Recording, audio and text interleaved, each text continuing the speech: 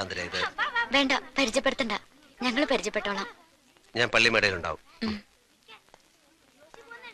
Nancy അല്ലേ? എങ്ങനെ മനസ്സിലായി? പരിചയപ്പെട്ട നാൾ മുതൽ സണ്ണിച്ചൻ ഏറ്റവും കൂടുതൽ പറഞ്ഞിരിക്കുന്നത് നാൻസിയെ കുറിച്ചുള്ള വർത്താനങ്ങളാ.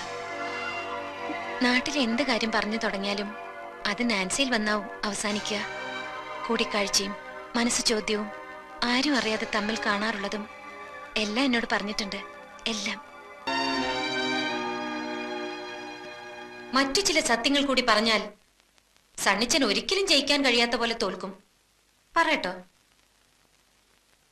സാധാരണ ഇത്തരം കാര്യങ്ങൾ പറയുമ്പോ സന്തോഷം കൊണ്ട് ഭാര്യയെ എടുത്തു പൊക്കുകയും ഉമ്മ വയ്ക്കുകയൊക്കെയാണ് പതിവ്. സിനിമയിലും കഥാപുസ്തകത്തിലൊക്കെ അങ്ങനെയാ. ഇവിടെ ഇപ്പോ എന്നെ കൊല്ലാണ്ടിരുന്ന ഭാഗ്യം. നിങ്ങളൊരച്ഛനാകാൻ പോകുന്നു. ഞാൻ ഗർഭിണിയാണ്. സംശയിക്കണ്ട, 4 മാസത്തിനുള്ളിൽ വേറൊരാളുടെ കൂടെ ഞാൻ പോയിട്ടില്ല. ഇത് പാലോ മറ്റത്തെ റോയൽ ബ്ലഡ് തന്നെയാ.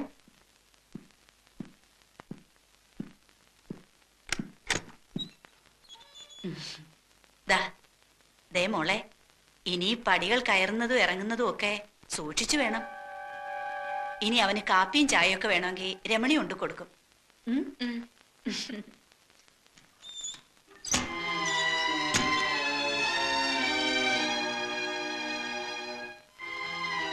നിങ്ങൾ നോക്കി ഭയപ്പെടുത്തണ്ട. അമ്മച്ചിയോട് ഞാൻ പറഞ്ഞതല്ല. 4-5 പെൺകുട്ടികളെ പ്രസവിച്ച് വളർത്തി വലുതാക്കിയ അമ്മച്ചിക്ക് പറഞ്ഞറിയിക്കാണ്ട് തന്നെ അറിയാം ഇതൊക്കെ. എന്തിനുള്ള പുറപ്പാടാ നീ? സാധാരണ പെൺകുട്ടികളെ പോലെ തന്നെ 10 മാസം ഗർഭം ചുമക്കും, പിന്നെ പ്രസവിക്കും, ആ കുട്ടിയെ ഞാൻ വളർത്തും. വളർന്ന് വലുതാവുമ്പോ നിങ്ങളുടെ ആ കാർ ആക്സിഡന്റ് കഥ പറയും. സിംഗപ്പൂരിലല്ല, ഇവിടെ ഒരു ആക്സിഡന്റിൽ അവന്റെ പപ്പ മരിക്കുന്നു. പരിക്കുകളൊന്നുമില്ലാതെ ഞാൻ രക്ഷപ്പെടുന്നു. ഭയപ്പെടണ്ട. അവകാശ സമരവുമായി ഞാനും അവനും ഈ വീടിന്റെ പടി ചവിട്ടില്ല.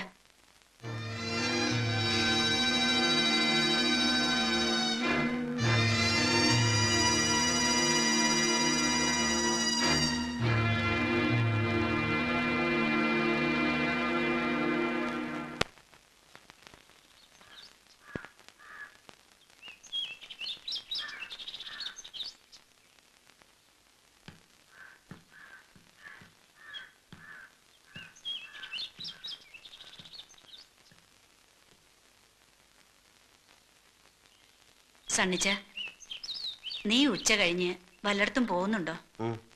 സാന്ദ്രമോളെ ആ സുഷമ ഡോക്ടറെ കൊണ്ടൊന്ന് കാണിക്കണം. അവിടെ മതി. പാലായ്ക്ക് കൊണ്ടുപോയാ പിന്നീടുള്ള പോക്കുവരെ ബുദ്ധിമുട്ടാവും. ഇനി എല്ലാ മാസവും പോണല്ലോ. മോളോട് ഒരുങ്ങിക്കൊള്ളാൻ പറ. നീയും കൂടി വരുന്നെങ്കി വാ. ഞങ്ങൾ പൊയ്ക്കോളാം. അമ്മച്ചി വരണ്ട, എനിക്ക് ടൗണിൽ പോയിട്ട് കുറച്ച് കാര്യങ്ങളുണ്ട്.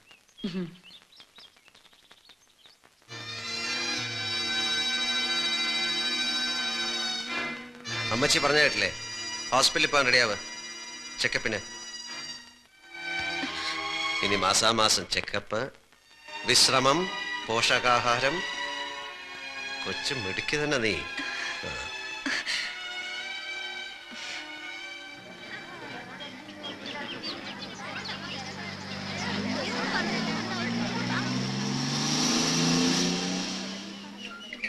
അല്ല ഡോക്ടർ, കുറച്ചുകൂടെ കഴിഞ്ഞു മതി എന്നാണ് ഞങ്ങളുടെ തീരുമാനം. ഇങ്ങനൊരു തീരുമാനം എടുത്ത് ഒത്തിരി കപ്പിൾസിനെ എനിക്കറിയാം. ആദ്യം കുട്ടികൾ ഉടനെ വേണ്ടാന്ന് പറയും, പിന്നെ അതിനു വേണ്ടിയുള്ള പരക്കം പാച്ചിലാവും, നേർച്ചയും വഴിപാടും ഒക്കെ ആയിട്ട്. മാത്രമല്ല 3.5 മാസം കഴിഞ്ഞു എന്ന് പറയുമ്പോ ഈ ഒരു അബോർഷൻ റിസ്ക് ആണ്. എന്തിനാ ആവശ്യമില്ലാതൊരു ടെൻഷൻ എടുത്ത് തലയെ വെക്കുന്നത്? കണ്ടോ, പുള്ളിക്കാരിക്ക് തീരെ താല്പര്യമില്ല. നിങ്ങൾ ഒന്നുകൂടെ വെറുതെ. സാന്ദ്ര,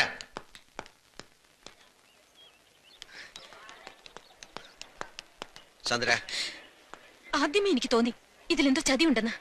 ഞാൻ മരിച്ചാൽ ഇത് നശിപ്പിക്കാൻ സമ്മതിക്കില്ല. ഇക്കാര്യത്തിന് മത്സരിച്ച് ഈ തേവിടിച്ച് പെണ്ണിനോട് തോൽക്കാൻ നിൽക്കണ്ട.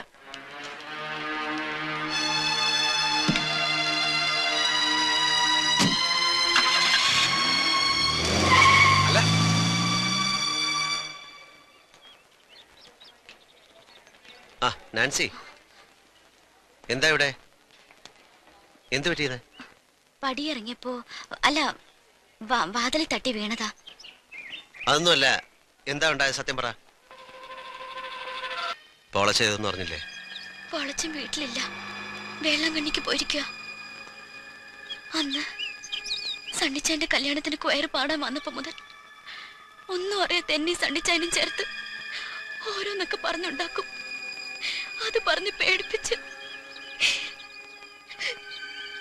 നാളെ എനിക്കെന്തെങ്കിലും സംഭവിച്ച സത്യം അറിയാവുന്ന ആരെങ്കിലും ഉണ്ടാവണല്ലോ.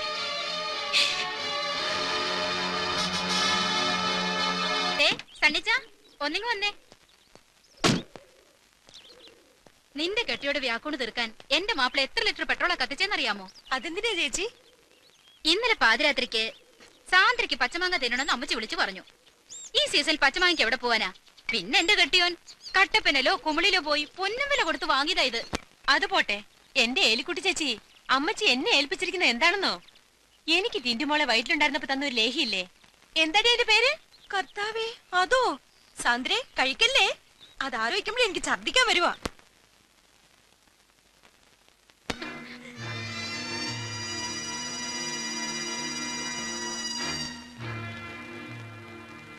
നീ ഹോസ്പിറ്റലിൽ പോകാൻ റെഡിയാവാ. പോണം. എന്നെ നിങ്ങളിപ്പോ ഭയക്കുന്നുണ്ടല്ലേ? ഹോസ്പിറ്റലിൽ പോണെന്ന് എന്ത് അവകാശത്തിലാ പറയുന്നത്? 2 മാസം കൂടെയല്ലേ ബാക്കിയുള്ളൂ. അതുവരെ ഒന്നിനും ഇതൊരു തടസ്സമാവില്ല. 7ാം മാസം വരെ സെക്ഷൽ റിലേഷന് പ്രഗ്നൻസി ഒരു പ്രശ്നമാവില്ല എന്ന് ഇവിടെ ഒരു മാഗസിനിൽ വായിച്ചു. ആദ്യ കുർബാന കൈകൊണ്ടിട്ടുള്ള സത്യക്രിസ്ത്യാനികള് അബോഷനെ കുറിച്ച് ചിന്തിക്കുന്ന പോലും മഹാപാവാ. ആ പിന്നെ അയ്യർ സാർ വിളിച്ചിരുന്നു. സണ്ണിച്ചൻ വന്ന് അങ്ങോട്ട് വിളിക്കാൻ പറഞ്ഞു.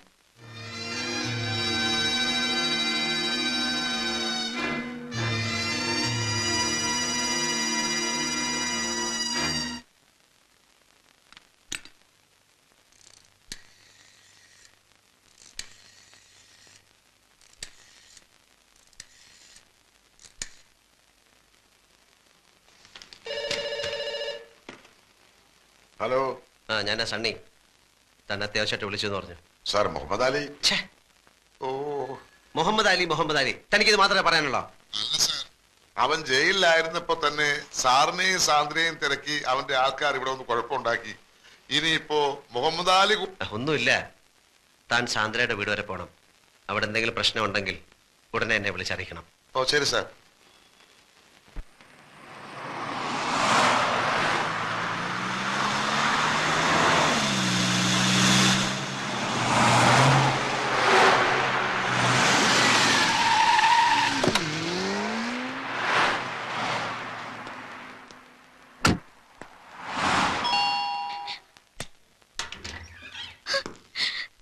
എന്താ? എന്തു പറ്റി?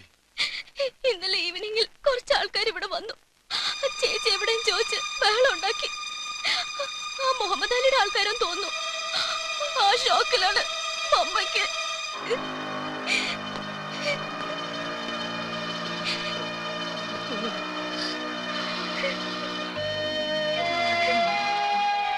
ഇത്ര സീരിയസ് ആയിട്ട് എന്തേ ഹോസ്പിറ്റലിൽ കൊണ്ടുപോയില്ലേ?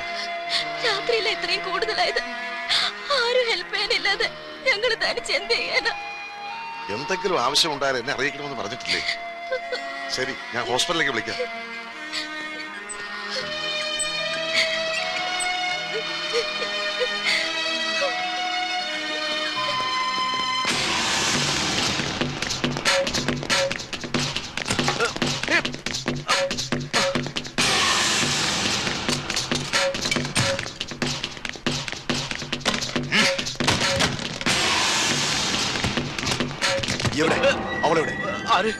അലീന എന്നെ ജയിലിലാക്കിയിട്ട് സാന്ദ്ര എന്ന് പറഞ്ഞ് അവന്റെ കൂടെ ഒളിച്ചോടി പോയില്ലേ? അത് ഞാൻ അറിഞ്ഞു. ഇപ്പൊ എനിക്ക് വേണ്ടത് അവളെയല്ല, അവളുടെ അനിയത്തി സുകന്യയെ. അവളെവിടെ? സുകന്യ മമ്മിയും കൊണ്ട് ഹോസ്പിറ്റലിൽ പോയിരിക്കുക. ഏത് ഹോസ്പിറ്റൽ? അറിയില്ല. കണ്ടുപിടിച്ചോളാം. മോളെവിടെ? പള്ളിയിൽ പോയി പ്രാർത്ഥിക്കണം. തിരക്ക് പിടിച്ച് വരാൻ ശ്രമിക്കണ്ട. എത്ര ശ്രമിച്ചാലും ഫ്യൂണറൽ എത്താൻ കഴിയില്ലല്ലോ. 4 o'clock ഫ്യൂണറൽ ഫിക്സ് ചെയ്തിരിക്കുന്നത്. മരിക്കാൻ നേരവും മോളെ അന്വേഷിച്ചു.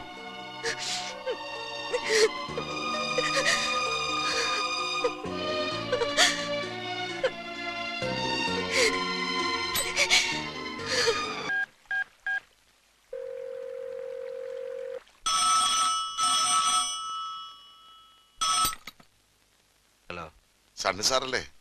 ഞാൻ അയ്യരാ. സാന്ദ്രയുടെ അമ്മ ഇന്ന് കാലത്ത് മരിച്ചു. സാന്ദ്ര പറഞ്ഞില്ലേ? ഇല്ല. ഞാൻ കുറച്ചു മുമ്പ് വിളിച്ച് പറഞ്ഞതാ. വൈകിട്ട് 4 o'clock ഫ്യൂണറൽ. വരാൻ ശ്രമിക്കേണ്ടെന്ന് ഞാൻ സാന്ദ്രയോട് പറഞ്ഞതാ. അവിടെ പള്ളിയിൽ പോയി പ്രാർത്ഥിക്കാനും ഞാൻ പറഞ്ഞു. താനവിടെ ഉണ്ടാകണം. അവർക്ക് പണത്തിന് എന്തെങ്കിലും ആവശ്യം ഉണ്ടെങ്കിൽ കൊടുത്തേക്കണം. മുഹമ്മദ് ആല് വന്ന് പ്രശ്നം ഉണ്ടാക്കിയപ്പോഴാ അമ്മയ്ക്ക് അസുഖം കൂടിയത്. സാന്ദ്രയെ കിട്ടിയില്ലെങ്കിൽ അവിടെ അനിയത്തെ കൊണ്ടുപോകുന്ന അവർ പറയുന്നത്. താൻ ഇപ്പൊ തന്നെ പോകണം. സുകന്യെ സേഫായ ഒരു സ്ഥലത്തേക്ക് മാറ്റ്. ഓ,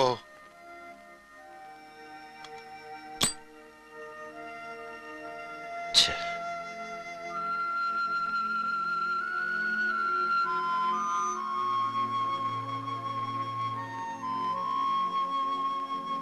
ഊണെടുത്ത് വെച്ചിട്ടുണ്ട്. തണുത്ത് കാണും. അമ്മച്ചി അടുത്ത വീട്ടിൽ ആരെയോ കാണാൻ പോയിരിക്കുക.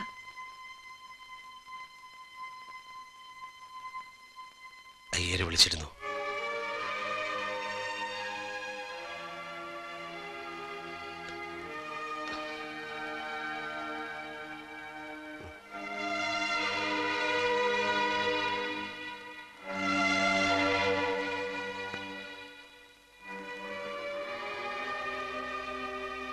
സോറി സാന്ദ്ര, ഞാനറിയാതെ. മാപ്പ്, എല്ലാറ്റിനും മാപ്പ്. അയ്യോ, എന്താ ഇത്? മാപ്പ് പറയേണ്ടത് ഞാനല്ലേ? വെറും വാടകയ്ക്ക് വന്നൊരു പെണ്ണാണെന്ന് പലപ്പോഴും ഞാൻ മറക്കുന്നു. സണ്ണിച്ചൻ ഇടയ്ക്കൊക്കെ ഓർമ്മിപ്പിക്കാറുണ്ടെങ്കിലും. മരിച്ച അമ്മച്ചിക്ക് വേണ്ടി പ്രാർത്ഥിക്കാൻ പോയ സാന്ദ്ര ഞാൻ. സോറി.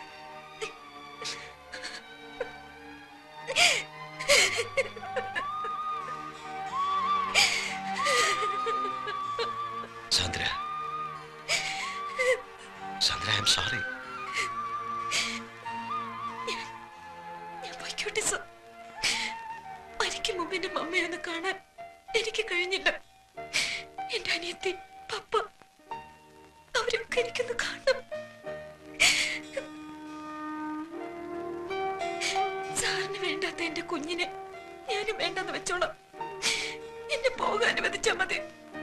സാന്ദ്ര, നീ എങ്ങും പോവില്ല. നിന്റെ വയറ്റി വളരുന്ന കുഞ്ഞ് പാലോമറ്റത്തെ സണ്ണിച്ചന്റെ കുഞ്ഞായിട്ട് വളരും. മരിച്ചുപോയ അമ്മച്ചിക്ക് വേണ്ടി നമുക്ക് ഒരുമിച്ച് പ്രാർത്ഥിക്കാൻ പോവാം.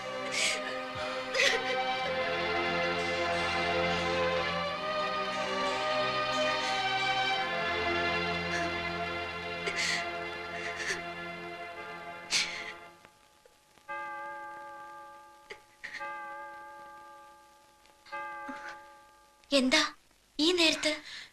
ഏയ്, ഒന്നുമില്ല. എന്തുണ്ടേ സാന്ദ്രേ, പറയൂ. എന്റെ വീട്ടിൽ ഒരു വിശേഷം ഉണ്ടായി. വിശേഷം എന്ന് പറഞ്ഞാൽ വലിയൊരു വിശേഷം. എന്റെ അമ്മ മരിച്ചു. 2 വർഷമായി അസുഖത്തിലായിരുന്നു. മിണ്ടാനും പറയാനും വയ്യാതെ കിടക്കയിൽ തന്നെ. പോകുന്നില്ലേ? ഇല്ല. സണ്ണിച്ചൻ വിടാഞ്ഞിട്ടോ? സാന്ദ്ര പോകുന്നില്ലെന്ന് തീരുമാനിച്ചിട്ടോ? ഞാൻ എത്ര തിരക്കിട്ട് പോയാലും അവിടെ ചെല്ലുമ്പോ എല്ലാം കഴിഞ്ഞിട്ടുണ്ടാവും. എന്നാലും ഒന്ന് പോകായിരുന്നു. കോൺട്രാക്റ്റിലെ നിബന്ധനയ്ക്കകത്ത് ഇടയ്ക്കുള്ള ഈ പോക്കുവരെ ഉൾപ്പെടുത്തിയിട്ടുണ്ടാവില്ല അല്ലേ? സണ്ണിച്ചാൻ എല്ലാം എന്നോട് പറഞ്ഞു. 6 മാസം നാട്ടുകാരെയും അമ്മച്ചിയും കാണിക്കാനുള്ള ഈ അഭിനയം, പിന്നെ സിംഗപ്പൂരിൽ എത്തിയിട്ടുണ്ടാവാൻ പോകുന്ന കാർ ആക്സിഡന്റ്, അങ്ങനെ എല്ലാം. അപ്പോ ഇതുവരെ എന്റെ ഫാമിലിയെ പറ്റിയും എന്നെ പറ്റിയും ഞാൻ പറഞ്ഞ കഥകളൊക്കെ മൂളി കേട്ടത് ഒരു തമാശ കഥ കേൾക്കുന്ന മൂഡിലായിരുന്നു അല്ലേ? ഞാൻ സാന്ദ്രയോട് പറഞ്ഞിരിക്കുന്നതും അഭിനയിക്കുന്നതുമെല്ലാം ഒരു തമാശ കഥയാവുമ്പോ അങ്ങനെ തോന്നാൻ പാടില്ലല്ലോ. സാന്ദ്ര ജീവിക്കാൻ വേണ്ടി ഒരു കള്ളക്കഥ പറയുമ്പോ ഞാൻ എന്റെ നിലനിൽപ്പിന് വേണ്ടി മറ്റൊരു കള്ളക്കഥ പറയുന്നു.